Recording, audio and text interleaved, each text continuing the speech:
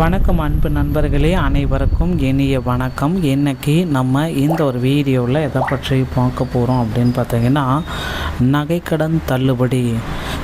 தமிழகத்தில் நகைக்கடன் தள்ளுபடி அறிவிப்பை முதல்வர் விஜய் அவர்கள் வெளியிடுவாரா மாட்டாரா?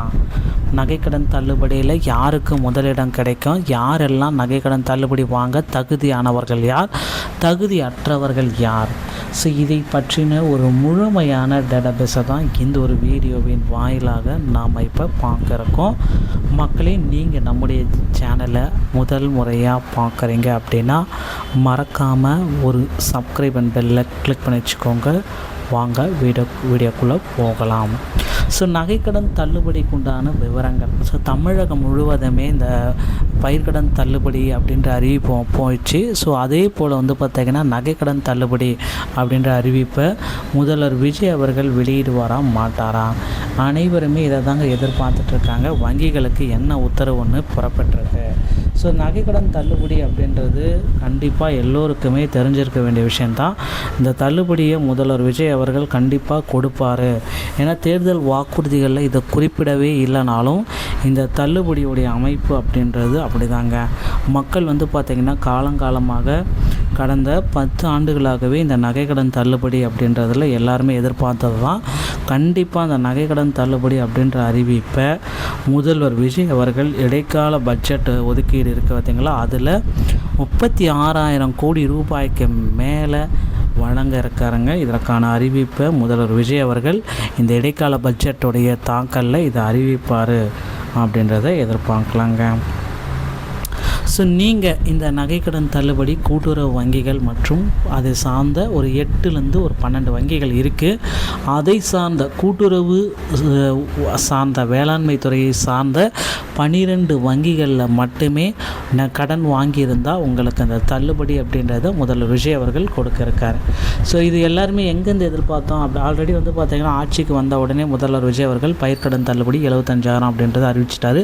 75,000க்கு மேலே போனால் 35,000ன்றதை அறிவித்ததுனால இப்போ நகைக்கடன் தள்ளுபடி 5 சவரனுக்குள்ள ஓகேங்களா தகுதி உள்ளவர்கள் அப்படின்னு நம்ம பார்த்தரலாம். சரியான ஆவணங்கள் வழங்கியவர்கள், குடும்ப அட்டை, ஆதார் எண் விவரங்களை துல்லியமாக வழங்கியவர்கள் ஓகேங்களா. முதல்ல பார்த்திங்கன்னா 5 சவரன் 40 கிராம் அதற்கு மிகாமல் இருக்கணும். 8 பொதுத்துறை வங்கிகளில் இருந்தால் தான் உங்களுக்கு தள்ளுபடி வரும். அடுத்து ஸ்பெஷல் கேட்டகரி எப்படி பார்க்குறப்ப இலங்கை தமிழர்கள், மறுவாழ்வு முகாம்களில் வசிக்கும் இலங்கை தமிழர்கள், குடும்ப ஓய்வூதியர்கள், தமிழ்நாடு அரசு வாழ குடும்ப ஓய்வூதியர்கள், தமிழக அரசின் குடும்ப ஓய்வூதியம் பெறுபவர்கள், செல்லுபடியாகும் ரேஷன் அட்டை தற்போது பயன்பாட்டில் உள்ள செல்லுபடியாகக்கூடிய ரேஷன் அட்டை வைத்திருப்பவர்களுக்கும் இந்த தள்ளுபடி கண்டிப்பாக கிடைக்கும் அப்படின்றத உறுதியாக சொல்கிறாங்க. அடுத்த ஒரு தகவல் அப்படின்னு நம்ம பார்த்தா அப்படின்னா, யாருக்கு இந்த தகுதியே கிடையாது, இவங்க எல்லாமே ரிஜெக்டட் கேண்டிடேட் லிஸ்ட்டில் வரவங்க. 5 சவரனுக்கு மேலே, அதாவது 40 கிராமுக்கு மேலே 41 கிராம் போனால் கூட உங்களுக்கு தள்ளுபடி ரிஜெக்ட். அரசு மற்றும் கூட்டுறவுத்துறை ஊழியர்கள், அரசு ஊழியர்கள் மற்றும் கூட்டுறவு சங்கங்களில் பணியாற்றுவார்கள் மற்றும் அவர் குடும்பத்தில் இருக்கிறவங்க, அந்த ரேஷன் கார்டு அவர் எந்த ரேஷன் கார்டில் இருக்காரோ அந்த ரேஷன் கார்டில் எத்தனை பேர் இருந்தாலும் அந்த பேருக்கு நகைக்கடன் தள்ளுபடி கிடையாது. தவறான தகவல்கள், ரேஷன் அட்டை அல்லது ஆதார் எண் வழங்காதவர்கள் அல்லது தவறான எண்ணை வழங்கியவர்களுக்கு தள்ளுபடி கிடையாது.